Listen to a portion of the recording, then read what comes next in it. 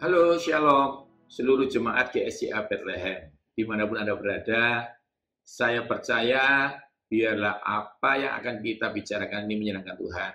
Ya, terima kasih kepada Pastor Arif dan seluruh tim penggembalaan, dan terima kasih kepada Yesus untuk satu kemurahan, ya, bahwa kita ini masih bisa sehat. Salam hormat untuk beberapa teman sejawat yang mungkin sedang melihat di mana berada. Marilah kita bersama-sama memfokuskan bahwa keselamatan kita hanyalah daripada Tuhan Yesus. Tuhan yang bisa dipercaya. God is trustworthy. Itu tema besar hari ini. Tema kecil khususnya kita akan belajar life protected in dangerous time. Hidup yang dilindungi.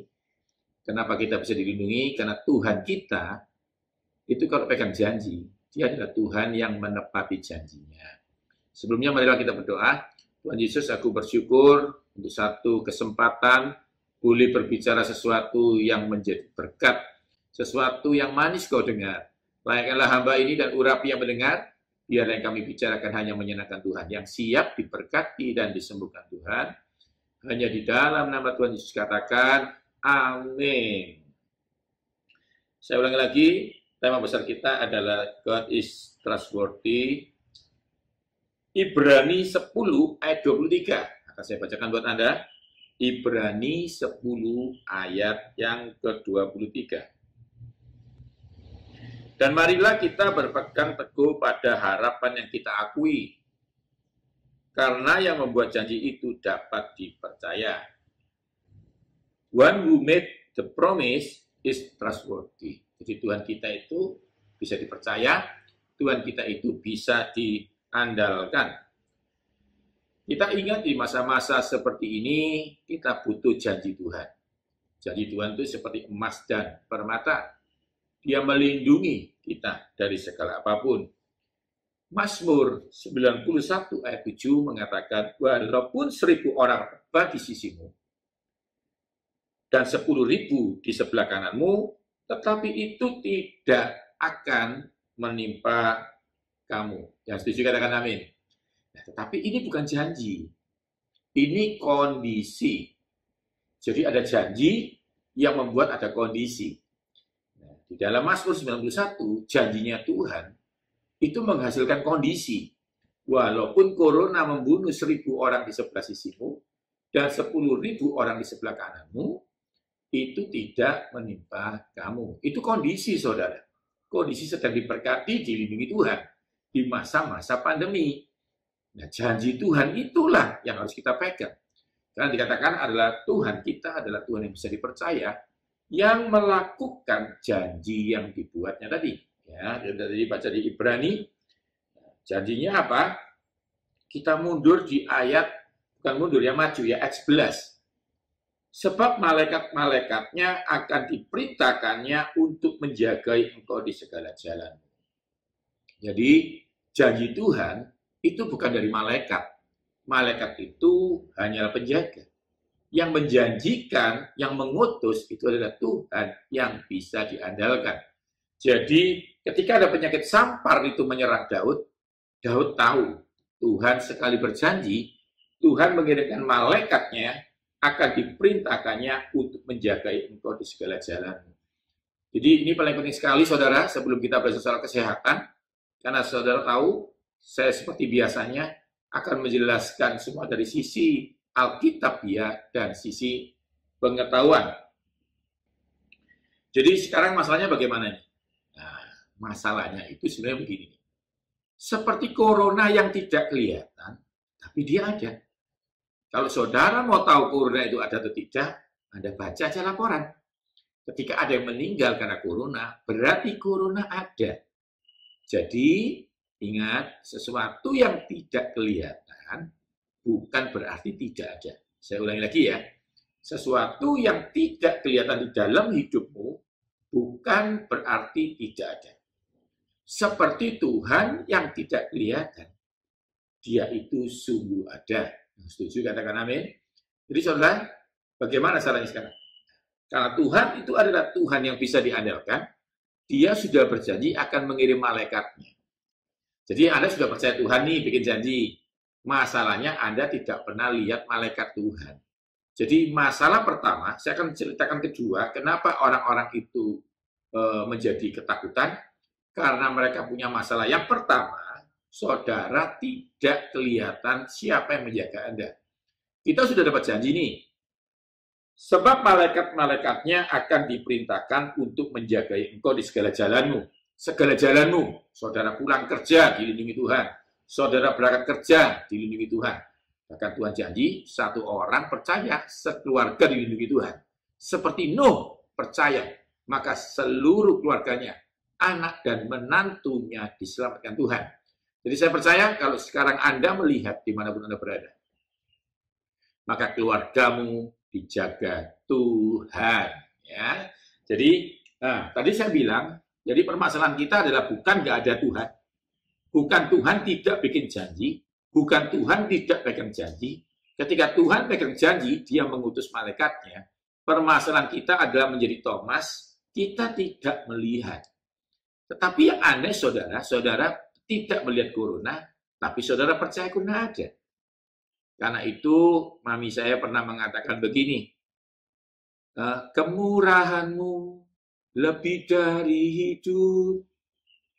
Kalau Anda melihat masalah, sebenarnya saudara sedang tidak merasa Tuhan ada. Tapi saya masih ingat beliau bilang apa, mami saya. Jadi kamu hidup itu melihat masalah. Kamu fokusnya, kamu ini hidup melihat masalah atau masalahnya. Karena sebenarnya kalau Anda sadar tahu ada masalah, berarti ada hidup. Padahal hidup itu karena kemurahan Tuhan.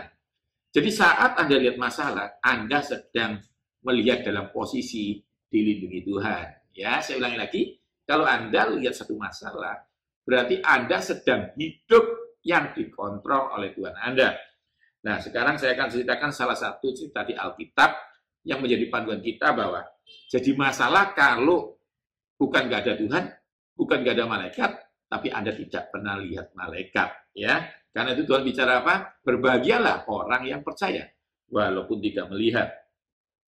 Saya akan tunjukkan satu kasus di dalam 2 Raja-Raja 6 ayat 16. Ya, 2 Raja-Raja 6 ayat 14 dulu ya, ayat 14. Ketika pelayan abdi Allah bangun pagi-pagi dan pergi keluar, maka tampaklah suatu tentara dengan kuda dan kereta ada di sekeliling kota itu. Lalu berkatalah bujangnya itu, namanya Gehasi kalau nggak salah ya, celakalah tuanku, apakah yang akan kita perbuat? Jadi ceritanya itu waktu di kota Samaria, Gehasi itu bangun pagi-pagi melihat ada orang-orang yang mengepung Elisa. Lalu dia tanya, celaka tuanku, bagaimana ini? Banyak tentara yang mengepung kita. Tetapi Elisa tertawa. Ayat 16 mengatakan apa? Jangan takut, sebab lebih banyak yang menyertai kita daripada yang menyertai mereka. Jadi ketika Elisa melihat ada yang lebih banyak daripada jumlah yang mengganggu mereka, hatinya tenang. Saya pernah bergurau, saya mengajar di satu daerah, saya bilang, kalau Anda beli tempe tahu ya, tempe ya, kalau Anda beli tempe yang harganya cuma 10.000, tapi Anda bawa uang 100 juta, saya ulangi lagi, beli tempe, bawa uang 100 juta, apakah Anda takut? Tidak. Kenapa? Karena jumlah uang Anda lebih banyak daripada biaya yang harus dikeluarkan untuk beli tempe. Jadi konsepnya seperti ini konsepnya. Nah, lalu Elisa berdoa kepada Tuhan supaya Tuhan membuka matanya pegawainya ini. Ya Tuhan, bukalah kiranya matanya supaya ia melihat bahwa Tuhan. Maka Tuhan membuka mata bujang itu sehingga ia melihat. Tampaklah gunung itu penuh dengan kuda dan kereta berapi sekeliling Elisa. Anda catat baik-baik. Anda catat baik-baik.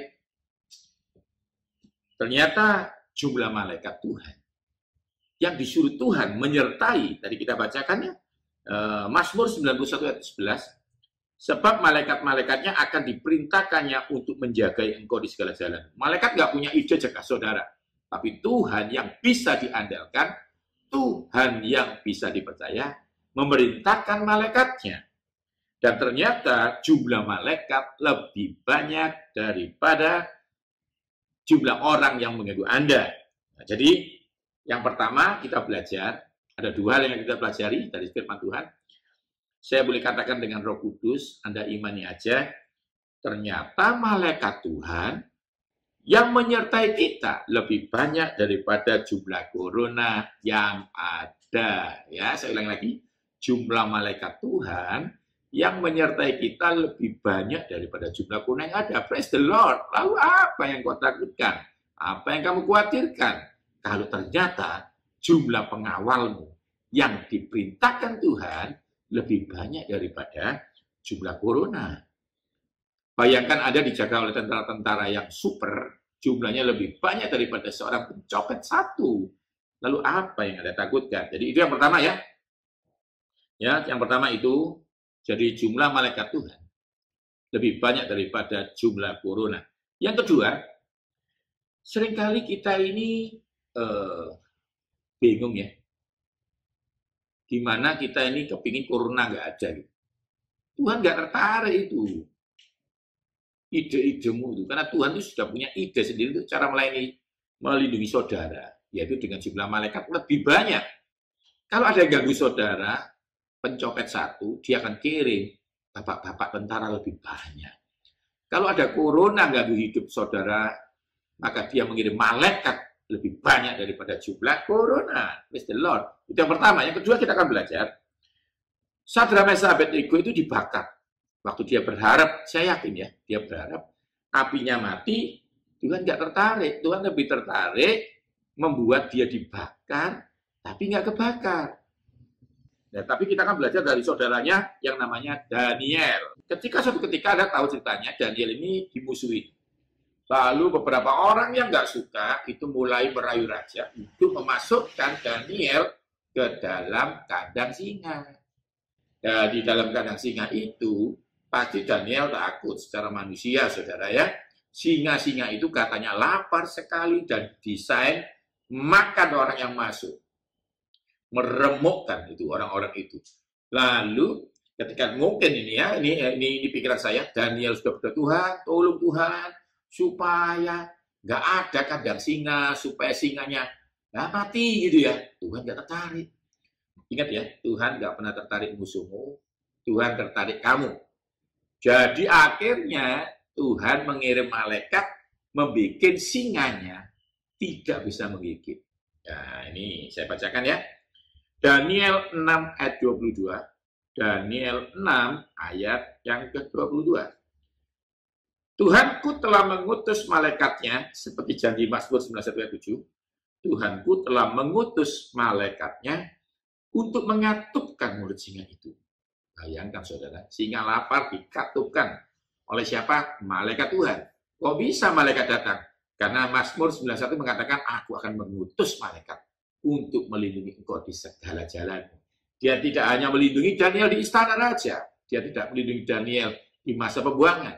Kali ini di gua singa pun malaikat bisa hadir. Karena yang mengatur penyertaan itu adalah Tuhan yang bisa diandalkan. Sekali lagi, karena Tuhan yang bisa dipercaya. Sehingga mereka tidak mengapa-apakan aku.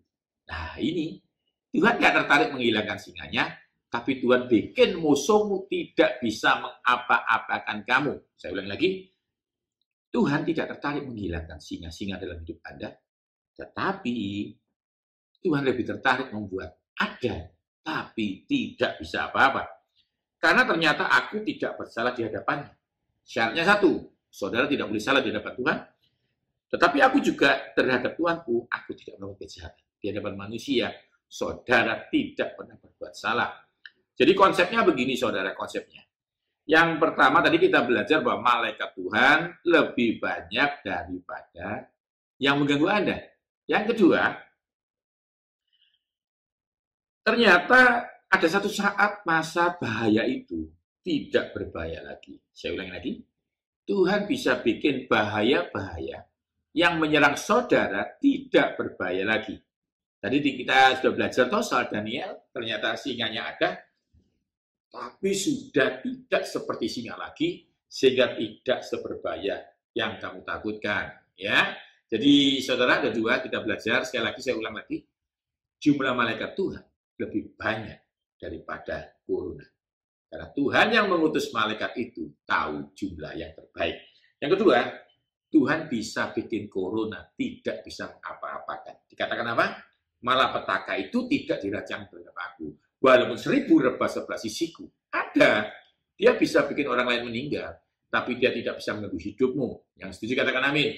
10.000 sebelah kananmu kena corona, tapi saudara tidak kena. Kenapa? Karena mulut corona, serangan corona, disentuh oleh Tuhan, malaikat Tuhan, sehingga tidak bisa mengapa-apakan diri saudara. Saya harapkan dua firman Tuhan ini membuat saudara kuat. Baru kita hari ini akan belajar kesehatan, ya tentang corona, tapi saya harapkan saudara tahu dulu, Tuhan kita adalah Tuhan yang bisa dipercaya. Tuhan kita adalah Tuhan yang bisa diandalkan. Kalau Anda menonton dua orang lebih, katakan sebelahmu, Tuhanmu adalah Tuhan yang bisa diandalkan. Tuhanku adalah Tuhan yang bisa dipercaya. Apa yang kami takutkan lagi? Saya mengajar di beberapa gereja lokal. Saya katakan, kenapa? Kenapa kalau 1000 rebah sebelah sisimu, kamu tidak apa-apa? Mengapa kalau 10.000 sebelah kanan kamu tidak apa-apa? Lagunya sekolah minggu mengatakan apa? Kiri kananku ada Tuhan, sekelilingku ada Tuhan. Saudara, tempat yang aman bukan tidak ada corona. Tempat yang aman kalau ada Yesus di sana. Karena Tuhan berjanji. Dan Tuhan yang berjanji selalu melaksanakan janjinya. Ibrani tadi yang kita belajar pertama-tama ya. Jadi Tuhan akan mengutus malaikatnya untuk membuat engkau tidak bisa diapa-apakan. Walaupun corona ada. Seperti singa Daniel tidak bisa mengapa-apakan Daniel. Karena malaikat Tuhan itu sedang ada di sekitar Anda. Ya, berkemah di sekeliling orang benar. Itu dikatakan seperti itu. Ya, oke, saudara diberkati Tuhan, saudara. Jadi saya kira kalau mulai belajar corona, sekarang Anda bisa lihat gambar di layar kaca Anda tentang patogen. Patogen itu apa sih Pak Yu? Nah, kita belajar ya. Patogen ada 4. Yang pertama itu parasit. Ya, Anda lihat ya gambarnya. Itu seperti cacing pita ya. Segala sesuatu yang hewan-hewan di dalam binatang yang dimakan setengah matang, mentah, itu pasti ada parasitnya. Lalu ada namanya jamur. Anda lihat ya di sampingnya itu. Lalu ada bakteri yang bikin diare, radang tenggorokan, dan lain-lain. Lalu ada virus. Nah, virus ini banyak. Kalau ada sekolah mikrobiologi pangan, Anda akan belajar patogen. Mau lebih spesifik virus, Anda sekolah lagi dan belajar namanya virologi. Salah satu cabang ilmu biologi yang mempelajari sesuatu yang tidak kelihatan. Namanya virus. Dan virus ini punya sifat unik ya. Nggak bisa dibunuh dengan antibiotik seperti bakteri, tapi dia hanya bisa diusir dengan imunitas yang dititipkan Tuhan. Nanti kita belajar apakah imunitas itu. Jadi waktu Tuhan bilang kulihat baik adanya, nah itu keren banget. Ternyata Tuhan sudah tahu. Anda ingat gak firman-Nya Yeremia? Aku ini Tuhan yang mengerti rancanganku yang ada padamu. Jadi Tuhan itu tahu waktu merancang manusia, menciptakan manusia, dia sudah kasih namanya imunitas. Dia udah kasih apa? Imunitas. Tapi kita nanti akan belajar ya. Imunitas itu bukan seperti yang Anda pikirkan. Imunitas itu hanyalah alat. Anda harus makan, Anda harus olahraga, sehingga imunitasnya bisa bekerja. Setiap orang punya imunitas, seperti setiap orang punya uang, tetapi nggak semua orang bisa beli. Nah, macam-macam faktornya kan, jadi kita akan belajar itu ya. Firman Tuhan mengatakan di Kejadian 1 ayat 26. Kejadian 1 ayat 26. Ingat, saya akan paparkan dari sisi Alkitabiah dan pengetahuan. Berfirmanlah Tuhan, baiklah kita menjadikan manusia menurut gambar dan rupa kita, supaya mereka berkuasa atas ikan-ikan di laut dan burung-burung di udara, dan atas ternak-ternak dan segala binatang melata. Ternyata ikan-ikan di laut itu mengandung salmonella, bakteri. Dan kalau Anda tahu burung-burung di udara, ingat nggak kasusnya flu burung? Ternyata di dalam burung-burung di udara ada virus. Bukankah Tuhan sudah menyatakan sandi kesehatan ini dari awal? Ya, Lalu dia katakan juga makanlah buah dalam taman ini. Anda lihat ya, di buah-buah. Kalau misalnya nih, saya ceritakan, apel gitu aja ya, apel ya. Kita akan ceritakan apel, ini saya ambilkan apelnya dulu. Apel ini ya. Anda lihat, apel ini mengandung asam folat. Ya, asam folat itu apa? B9. Untuk apa? Untuk syaraf, untuk darah, dan lain-lain. Sensitivitas hormon gitu ya. Lalu di sini juga ada namanya B7, biotin, untuk rambut gitu ya. Lalu ketika dikupas, dalamnya warnanya putih. Ingat, putih cenderung untuk kolesterol. Karena dia mengandung B3 atau kita sebut dengan niacin. Niacin. Tetapi Anda lihat, dia punya kandungan namanya polifenol, yaitu untuk jantung. Jadi apel cenderung untuk jantung, dislipidemia, gangguan lemak, darah tinggi, dan lain-lain, dan bla bla bla bla. Anda tahu? Nanti ada salah satu, ada buku saya namanya dislipidemia. Itu tentang gangguan lemak darah.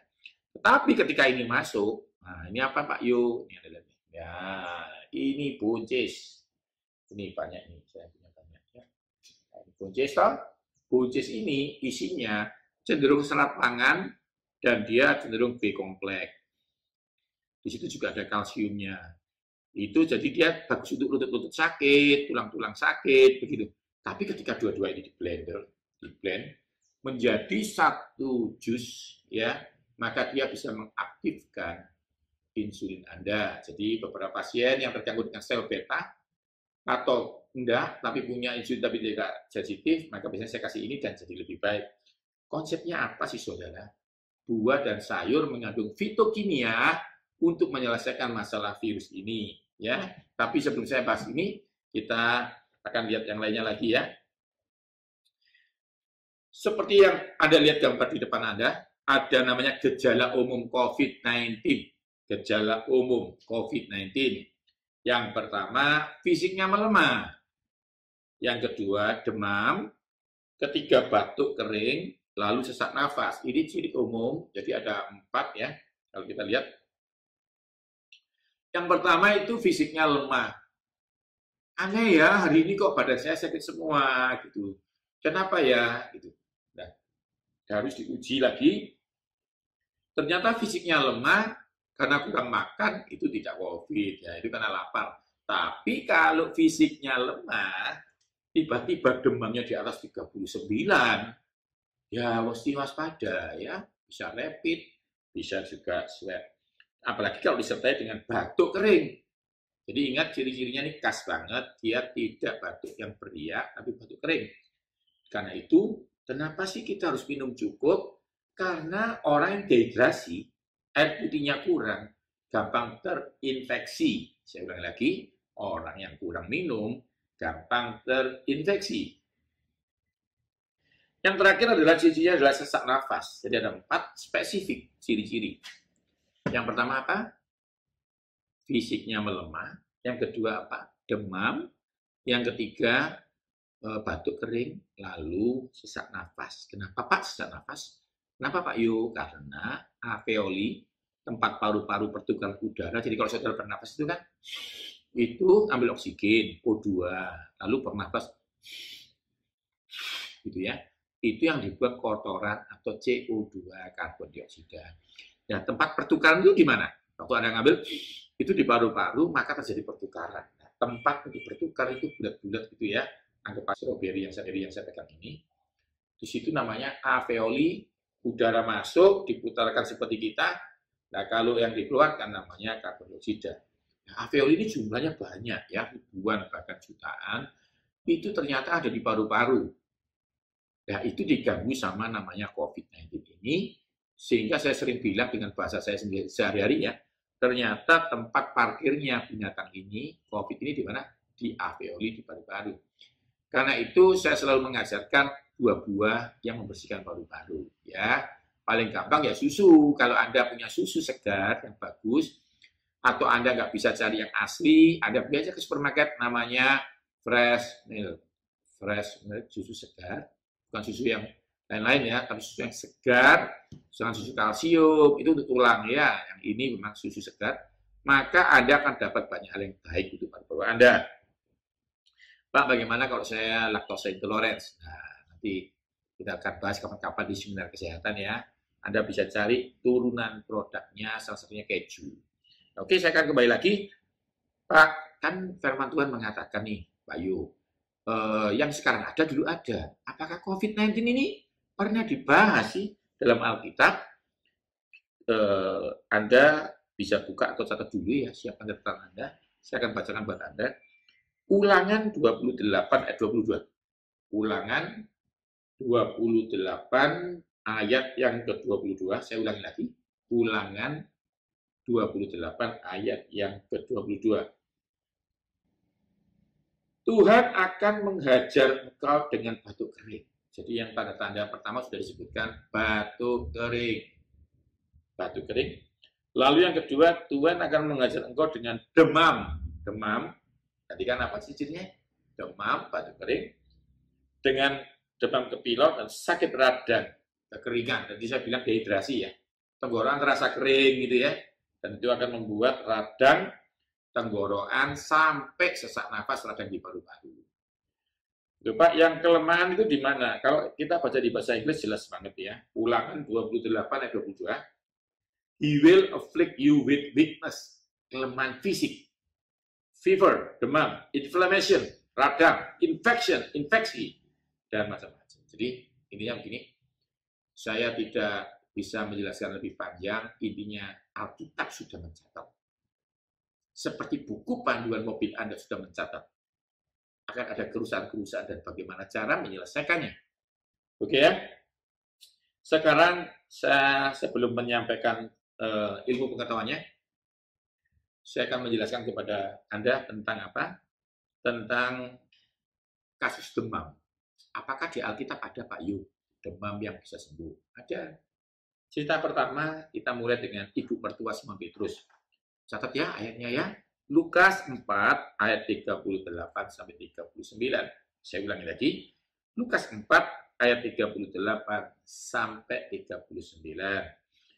Adapun ibu mertua Simon Petrus ya ini ya, demam keras dan mereka meminta kepada Yesus supaya menolong dia. Adapun saya ulang lagi, ibu mertua Simon Petrus. Jadi Petrus ini punya ibu mertua gitu ya, demam keras. Demam keras berarti demam di atas rata-rata. Kalau ada masuk ke mall, diperiksa, gitu ya, itu berapa? 36, lolos, berarti enggak apa-apa. 35, lolos. Tapi kalau 38, itu ada pasti di rapid atau di swab. Ya, tapi bicara ya, nanti akan saya jelaskan. Olahraga itu menghilangkan demam. Ya, nanti akan saya ceritakan ya. Maka ia berdiri di sisi perempuan itu. Siapa? Yesusnya. Dan menghardik demam dan penyakit itu meninggalkan dia. Ini praise the Lord ya. Kita sekarang lihat Yesus mengalahkan demam. Atau dengan kata lain, demam kalah sama Yesus. Kalau kamu menonton dengan 2 orang atau lebih, katakan sebelahmu. Demam kalah sama Yesus. Ya, ingat demam kalah sama Yesus. Nah, saudara, Tuhan itu nggak cuma menghardik badai ternyata. Dia juga menghardik demam. Harusnya Anda bersuka cita hari ini. Dimanapun Anda berada menonton. Ada jaminan spesifik. Dulu jaminannya kan kalau kita dengar khotbah itu bilurnya menyembuhkan saudara. Nah, saudara ini kan seperti orang asuransi itu ya. Kalau spion saya patah itu kira-kira termasuk diganti nggak ya? Kan begitu nih. Oh iya saya tahu Pak kalau kecelakaan Pak, tapi kalau spion patah kan belum tentu. Bukan karena nggak ada garansi, tapi Anda nggak pandai melihat pasal-pasal asuransi. Hari ini saudara, pasalnya jelas. Bilurnya menyembuhkan saudara, itu protected keseluruhan ya, melindungi. Tapi ada pasalnya. Demam di asuransi Yesus, saudara ya. Kalau saya jadi saudara, saya mau tepuk tangan di tempat saudara berada ya. Beri tepuk tangan buat Tuhan Yesus dulu. Lalu, Pak ada bukti lain lagi nggak? Itu kebetulan nggak? Enggak. Kalau satu itu kebetulan, kalau 2 enggak. Tuhan mencatat baik-baik. Yohanes 4 ayat 52. Yohanes 4 ayat 52. Ada anaknya perwira, nggak kenal Yesus. Tinggal di Kapernaum. Waktu Yesus, Anda ingat ya cerita waktu Yesus ketemu perempuan di sumur itu Samaria, lalu dia jalan, lalu perwira ini tahu, datangin Yesus, itu dicatat di Yohanes 4. Tuhan, anakku ini mau mati. Terus Tuhan Yesus bilang, tidak. Ya, lalu Akhirnya karena jaraknya itu jauh ya saudara ya, dari Kana, jadi itu mujizatnya di Kana. Tinggalnya di Kapernaum, jaraknya kurang lebih 26 km. Nanti ada cari di Google ya, kota Kana sama kota Kapernaum di Israel sekarang, jaraknya 26 kilo. Ditempuh 4 jam naik mobil, karena jalannya gunung. Saudara, ingat, dulu itu jalan kaki ya, atau naik onta gitu. Jadi bisa besoknya, akhirnya dia menginap, karena tenang, ketemu Yesus. Cerita ini membuat kita apa? Tadi Petrus cari siapa? Cari Yesus. Orang ini cari siapa? Cari Yesus. Yang tadi pendeta orang Kristen, Petrus namanya. Yang ini orang dunia. Jadi Tuhan tidak pilih kasih siapapun engkau kalau cari Yesus. Disembuhkan Tuhan. Dan akhirnya dia pulang. Besoknya di tengah jalan, dia ketemu pegawainya. Pegawainya bilang begini, Pak, tidak usah pulang. Kenapa? Santai saja. Anakmu sembuh. Lalu orang yang tidak percaya sama Tuhan ini hidupnya, dia kaget. Terus dia bertanya kepada mereka, jam berapa anakku sembuh? Lalu pegawainya menjawab, kemarin siang pukul 1 demamnya hilang. Praise the Lord. Lalu orang ini ngelamun gitu ya, mikir, loh itu kan jamnya waktu ketemu Yesus. Lalu dia dikatakan, dicatat di Alkitab, dia dan seisi rumahnya menerima keselamatan. Saudara, kalau anakmu demam disembuhkan Yesus, akan membuat orang-orang sekitar diselamatkan Tuhan. Pak Yo, itu bagus sih. Tapi Pak Yo harus tahu loh Pak Yo. Itu kan anak-anak, itu kan Yesus. Bagaimana dengan kami yang tidak pernah ketemu Yesus? Bisa tidak punya kemampuan itu? Nah, terakhir saya akan ceritakan Kisah Rasul 28 ayat 8. Kisah Rasul 28 ayat 8. Dikatakan ayah Publius ini ya, gubernur saat itu di Pulau Malta. Ingat gak ceritanya waktu Paulus itu terdampar di satu pulau? Karena demam, Paulus masuk ke kamarnya, berdoa, dan sembuh. Jadi saudara dan Paulus sama, tidak pernah ketemu Yesus secara fisik. Jadi kita juga punya kuasa, karena Yesusnya sama. Saya rasa Anda diberkati Tuhan. Sekarang saya akan mulai masukkan tentang resiko terinfeksi. Seperti janji saya tadi, saya akan mencampaikan secara alkitabiah dan ilmu pengetahuan. Kali ini saya akan lebih banyak di pengetahuan sampai selesai. Tidak berolahraga adalah resikonya tinggi, ya. Lalu tidur tidak berkualitas, resikonya tinggi. Pola makan yang salah, resikonya yang tinggi. Dan yang terakhir, stres bawaan dan mengabaikan protokol. Yang nggak saya sebutkan penyakit bawaan. Jadi ada 6 penyakit bawaan atau 5 yang mengganggu pasien COVID. Jadi kalau dokternya sama, ahli gizinya sama, pelayanan kami sama, tetapi Anda tidak tertolong, biasanya karena pasien membawa penyakit lainnya. Contohnya ya, darah tinggi. Anda tahu darah tinggi? Darah tinggi itu adalah satu konsep di mana tubuh Anda sudah rentan. Maka itu bisa membuat Anda sulit tertolong. Ya, tapi jangan takut, ada Yesus. Ya. Yang kedua, diabetes. Diabetes ini kan punya tanda-tanda luka sukar sembuh. Terus seperti tadi saya katakan, kalau COVID ini menginfeksi paru-parumu, maka lukanya juga sukar sembuh. Jadi intinya apa? Jangan minum manis malam hari, atau nanti Anda ingat ya, ada YouTube saya, Yohanes Sunardi TV, diabetes Anda ketik, di situ akan dipelajari. Atau bukunya ada ya, aku bisa sehat, bisa sembuh. Tapi akan saya ajarkan bagaimana caranya. Yang ketiga adalah jantung dan stroke, itu juga sukar. Lalu ada infeksi paru-paru, lalu ada ginjal, cuci darah, yang terakhir pneumonia ya, dan sakit mah juga digolongkan sana. Oke, sekarang saya masuk. Anda bisa lihat tentang imunitas. Sudah saya katakan tadi waktu Tuhan menciptakan sesuatu, dia bilang, aku ini Tuhan yang tahu rancanganku yang ada padamu. Kenapa kok Tuhan berani bilang begitu? Seperti pencipta mobil bilang, aku ini garansi mobilnya. Karena aku ini tahu. Aku sudah mendesain kamu. Jadi berani garansi. Nah, kalau dia cuma ubah janji ya, nggak bisa. Pasti dia sudah tahu sesuatu. Nah, Tuhan ya begitu. Waktu dia bilang kulihat baik adanya, manusia sudah dikasih namanya imunitas. Nah, seri khotbahnya akan saya akhiri dengan ini ya, Anda konsentrasi semua. Imunitas ini diberi oleh Tuhan. Kami orang kesehatan sudah belajar, semua pasien agama apapun, jenis kelamin apapun, semua punya organ-organ yang menghasilkan apa yang di dalam imunitas. Ingat ya, imunitas itu seperti blender, Kalau tidak dimasukin buah, ya tidak keluar. Jadi dia hanyalah satu mesin yang dimasuki apa-apa baru keluar. Nah, karena itu yang pertama ada dua hal yang harus saya ketahui tentang imunitas. Yang pertama melengkapi, yang kedua membangun.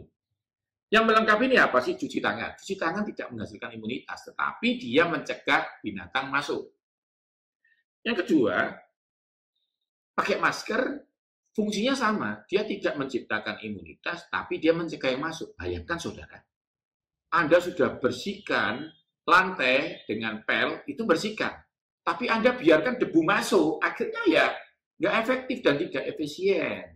Jadi konsep cuci tangan, pakai masker, jaga jarak, itu membuat imunitasmu tampak aktif.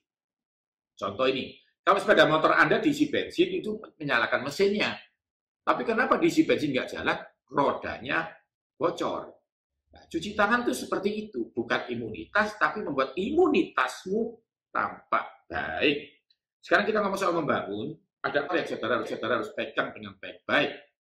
Ya, yang pertama pola makan. Mau tidak mau, saudara, makanan Anda harus diperhatikan. Ya, kalau Anda misalnya protein itu kan daging.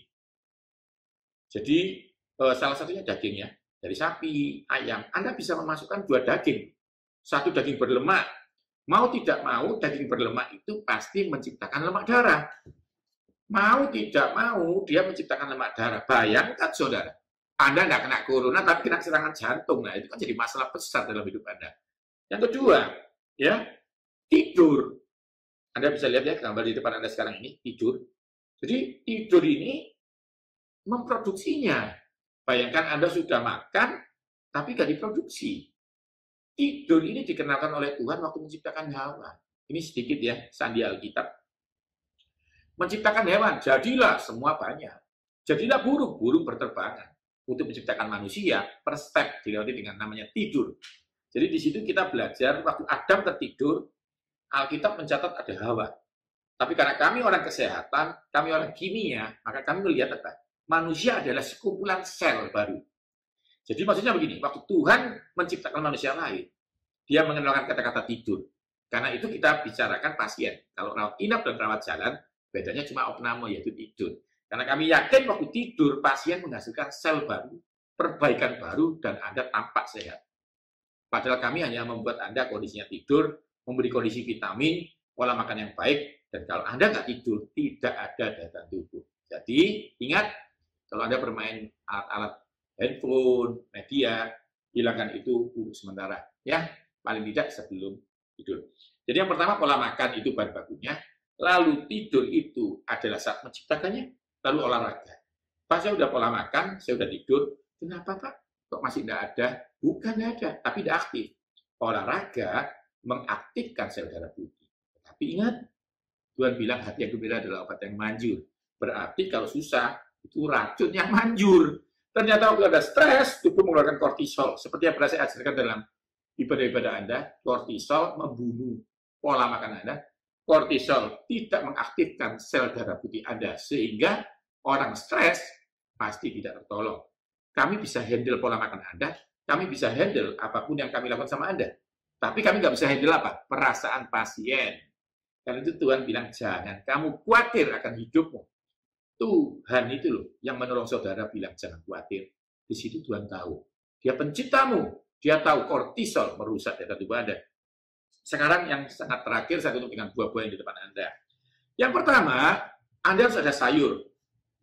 Sayuran apa Pak Yu? Sayuran hijau. Saya ulang lagi, sayuran hijau.